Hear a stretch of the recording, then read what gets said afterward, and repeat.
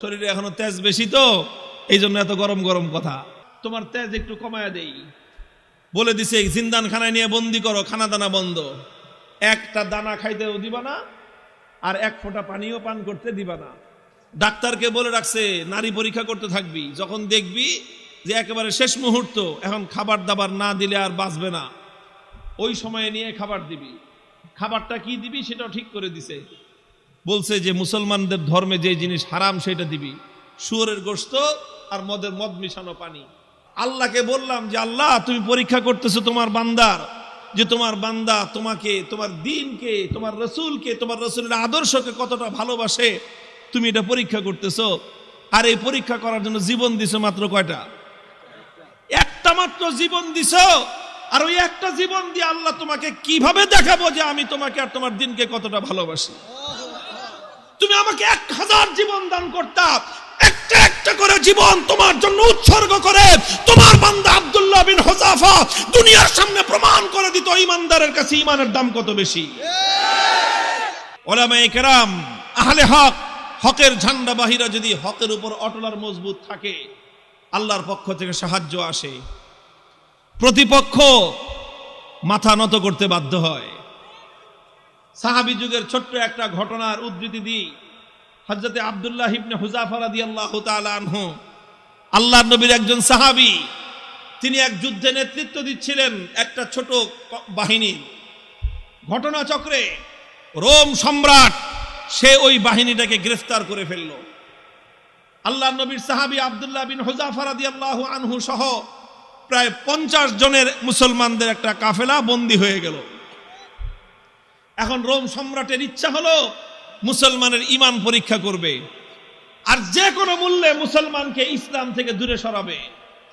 এই জন্য প্রথমে আব্দুল্লাহ বিন হুযাফাকে ডেকে নিয়ে অফার দিল, অফার, লোভ দেখাইলো, বলল তুমি ইসলাম গ্রহণ করো, বিশাল অপ্রতিরোধ্য বিশাল সাম্রাজ্য, পৃথিবীর সুপার পাওয়ার রোম সাম্রাজ্যে তোমাকে বিশাল বড় ক্ষমতাবান পদ দিয়ে দিব, মন্ত্রিত্ব দিয়ে দিব, আর আর তোমাকে আমার মেয়ে বিয়ে দিয়ে দিব।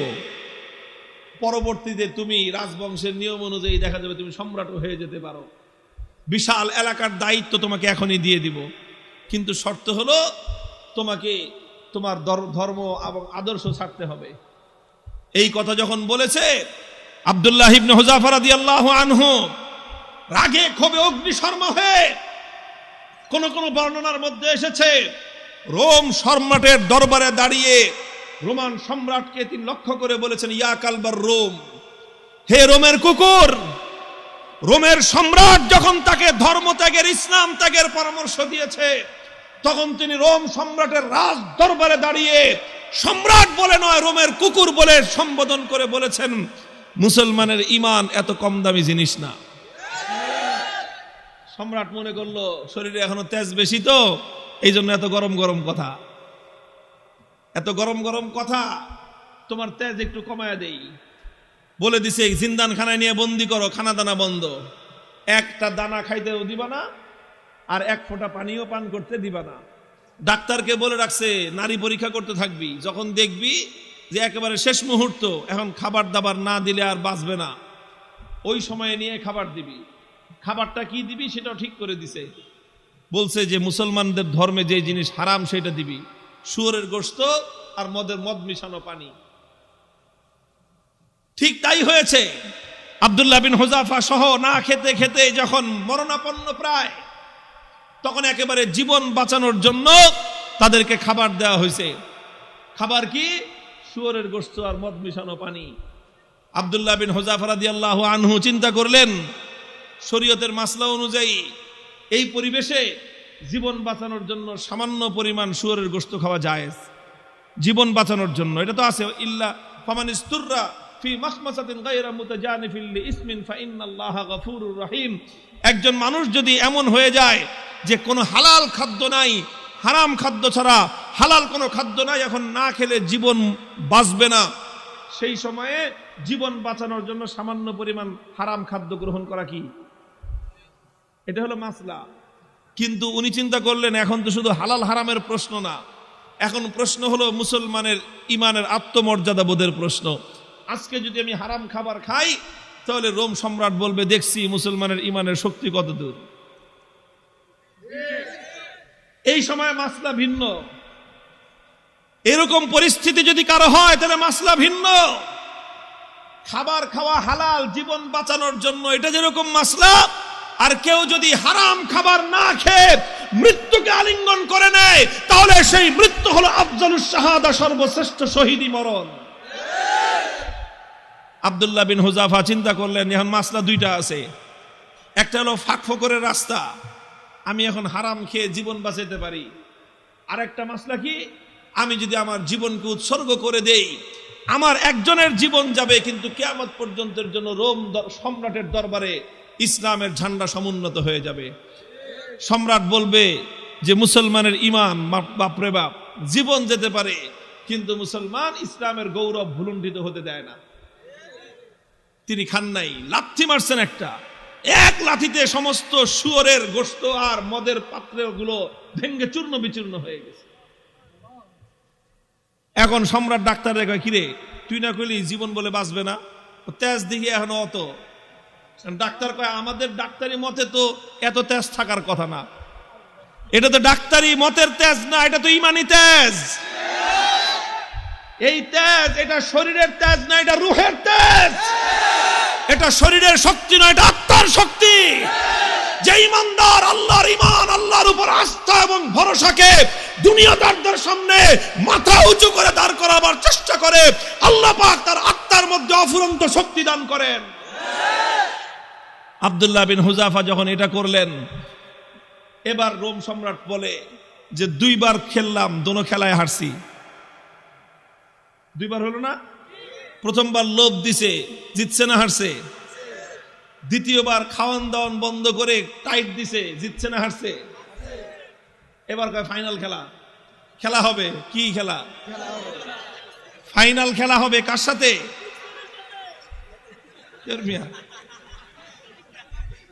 এদের সাথে তো খেলা শেষ করে দিয়ে আসছি তার এলাকায় গিয়ে। ওখানে কোনো খেলা নাই, এখানে তো অফার করেছি আসো, আমাদের দুয়ার সবার জন্য উন্মুক্ত, বন্ধুত্বের হাত প্রসার করে দিয়েছি আমরা। তোমরা ভুল করতে পারো, আমাদের দায়িত্ব হলো তোমাদের ভুল শুধরে দেয়া। রোম সম্রাটের সাথে খেলা হবে আব্দুল্লাহ বিন হুযাফার। একজন হলো সম্রাট, আর একজন তার একজন বন্দী, তার জিন্দানখানার কয়েদি, আর একজন সম্রাট। খেলা হচ্ছে ফাইনাল খেলা। রোম সম্রাট বলল এবার একদম দেখবো চূড়ান্ত যে ইমানের তেজ কোন পর্যন্ত হয়। যতজন বন্দী বিশাল বিশাল ড্যাগের মধ্যে পানি গরম করছে, ফুটন্ত গরম দাউ দাউ লেলিহান শিকার আগুন, সেই আগুনের মধ্যে ড্যাগ বসাইছে, বিশাল বিশাল ড্যাগ, খাজা বাবার ড্যাগের মতো। খাজা বাবার ড্যাগ দেখছেন? বাংলাদেশে আছে হলো শাহজালালের মাজারের ড্যাগ একটা আছে, ওটার মধ্যে বালতি নিয়ে নামে একজন সঙ্গ লাগায়া খিচুড়ি উঠাইতে, দেখেন নাই? এরকম বিশাল ড্যাগ, একটা মানুষ যেন আপাত মস্তক সেই ড্যাগের মধ্যে ডুবে যেতে পারে, এত বড় বড় ড্যাগ বানাইছে। ড্যাগ বানায় তারপরে লাকড়ি দিয়ে লেলিহান শিকার আগুন জ্বালাইছে, সে আগুন জ্বালায় তারপরে এই তো পানি দিয়ে ভরে দিছে। পানি যখন টকবক টকবক করতেছে, এবার আব্দুল্লাহ বিন হুযাফা সহ তার সমস্ত বন্দীদেরকে ডেকে আনছে। ডেকে এনে বলছে আব্দুল্লাহ বিন হুযাফা এবার তোমার সাথে কোনটা খেলা?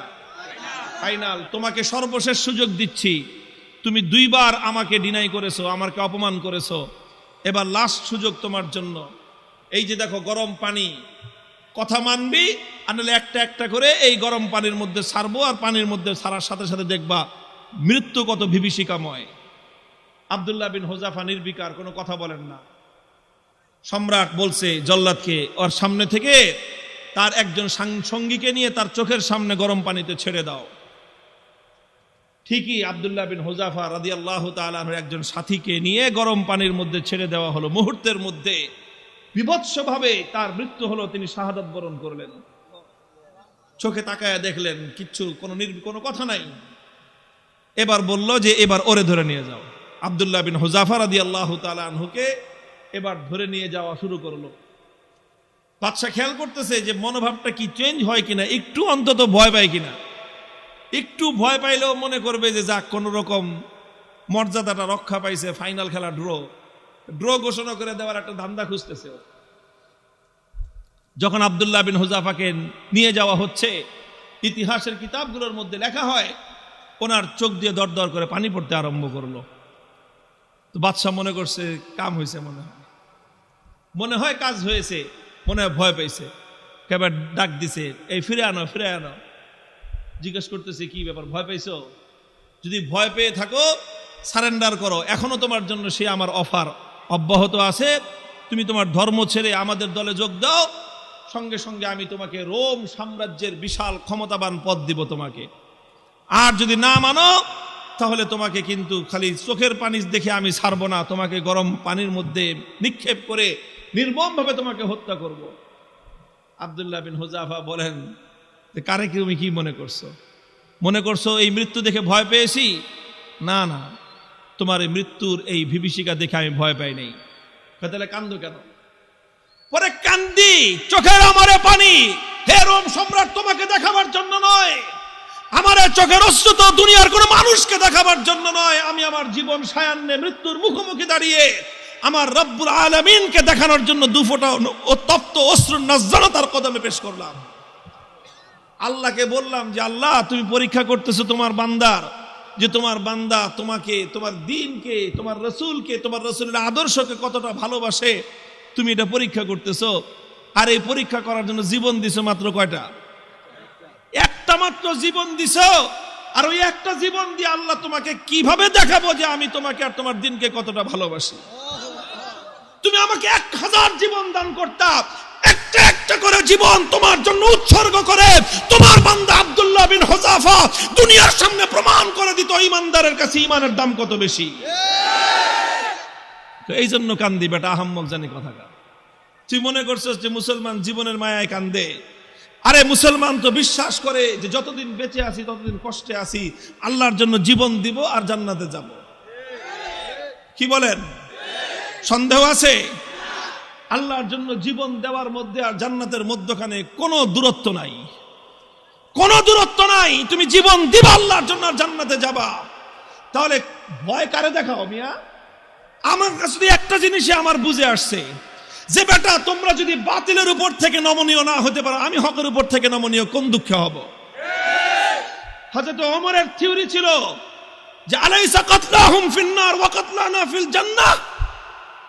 হযরত ওমর রাগে ক্ষোভে হুজুর সাল্লাল্লাহু আলাইহি ওয়াসাল্লাম এসে বলতেছে যে হুজুর আচ্ছা কোন তো থিওরিটা এটা কিনা, যে বেঈমানরা মরলে জাহান্নামে যাবে, ঈমানদাররা মরলে জান্নাতে যাবে, কথা ঠিক আছে না হুজুর? হযরত ওমর যখন এই কথা কয়, হুজুর কয় তোমার কথাটা তো ঠিকই আছে, যে ওরা মরলে জাহান্নাম, আমরা মরলে জান্নাত। কয় হুজুর তাইলে আবার 3 নম্বর কথা কি? ফালামা নুতি হাযিহি দানিয়াতা ফি দীনিনা। বেঈমান যদি নমনীয় না হতে পারে, মরলে জাহান্নামে যাবে, তাহলে আমি মরলে জান্নাতে যাব, আমি নমনীয় হব কেন?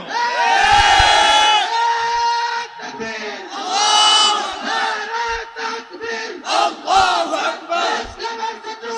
হুশিয়ার সাবধান,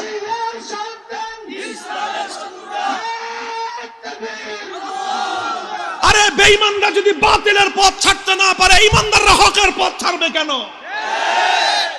কথার মধ্যে কোনো ভেজাল আছে? হিসাব কিতাব তো ক্লিয়ার, কথা তো পরিষ্কার এখানেই, যে এখানে নমনীয় তো তোমাকে হতে হবে, আমি কেন নমনীয় হব? যেখানে তুমি বাতিলের উপর, আমি হকের উপর, তুমি বদ্দীনের উপর, আমি দ্বীনের উপর, তুমি কোরআনের বিপক্ষে, আমি যখন কোরআনের পক্ষে, নমনীয় তোমাকেই হতে হবে, আমার নমনীয় হওয়ার কোনো স্কোপ নাই। হযরত আব্দুল্লাহ বিন হুযাফা রাদিয়াল্লাহু তাআলা আনহু যখন এই কথা বললেন, সে আরে বেটা জীবন তো একটা আছে দেখে একটা দিতেছি, জীবনে 1000টা থাকলে 1000টা দিয়ে প্রমাণ করতাম যে ইসলাম এবং ঈমানের দাম কত। এই কথা যখন বলছে, তখন বাদশাহ কয় যে এটা তো মানুষ না, মানুষ কি এরকম হয় নাকি? আরে মৃত্যুর মুখোমুখি দাঁড়িয়ে মৃত্যুকে আলিঙ্গন করার জন্য পাগল। কয় জীবন একটা আছে দেখে একটা দিতেছি, 1000টা থাকলে 1000টা দিতাম। এখন তো ওর দিলের মধ্যে ভয় ঢুকে গেছে, আল্লাহ পাক রব্বুল আলামিনের পক্ষ থেকে সাহায্য আর নুসরত আসা শুরু হয়ে গেছে। আল্লাহ পাক বাতিলের অন্তরের মধ্যে ভয় এবং ভীতির সঞ্চার করে দিয়েছেন। এখন বাদশাহ মনে করা শুরু করছে যেটা মানুষ না, এটা অন্য কিছু, এটা অন্য কিছু হবে। এখন ওরে যদি আমি শাস্তি দেই, মারি, তাহলে আমি নির্বংশ হয়ে যাব, এরকম একটা ভয় ওর মনের মধ্যে আসছে। এখন চিন্তা করতেছে, এখন ছাইরা দেমা, ভিক্ষা চাই না, এই অবস্থা হয়েছে। এখন সে রাস্তা খুঁজতেছে যে কেমনে এখন এর থেকে বাইচা আসা যায়। এখন যদি আব্দুল্লাহ বিন হুযাফাকে এমনি মুক্তি দিয়ে দেয়, নিজের মান মর্যাদা যা আছে, প্রেস্টিজ সব বেলুনের মতো ফুটো হয়ে যাবে। এখন বলে যে ঠিক আছে, ঠিক আছে, তোমার কিচ্ছু করা লাগবে না, ইমান ছাড়া লাগবে না, ইসলাম ছাড়া লাগবে না, কোনো কিছু করা লাগবে না, তুমি শুধু একটা কাজ করো, আমার কপালের মধ্যে একটা চুমা দিয়ে দাও, তোমাকে ছেড়ে দিব। আব্দুল্লাহ বিন হুযাফা বলেন, শুধু আমাকে একা ছাড়বা না, আমার 50 জন সাথী সঙ্গী সবাইকে ছাড়বা। কয় না, খালি 50 জন না, তুমি যদি আরো নাম কর, ওগুলি সব ছেড়ে দিবে। তিনি চিন্তা করেন, আল্লাহর পক্ষ থেকে নুসরত আসছে, আল্লাহর পক্ষ থেকে সাহায্য এসেছে। আল্লাহ পাক একজন বন্দির সামনে একটা সম্রাটের মাথা নত করে দিয়েছেন। কুদরত কার হাতে? ফাইনাল খেলায় জিতছে কে? কে জিতছে? হযরতে রাসূলের সাহাবী জিতেছেন, সম্রাট পরাভূত হয়ে গেছে। কথা বলেন ঠিক না বেঠিক?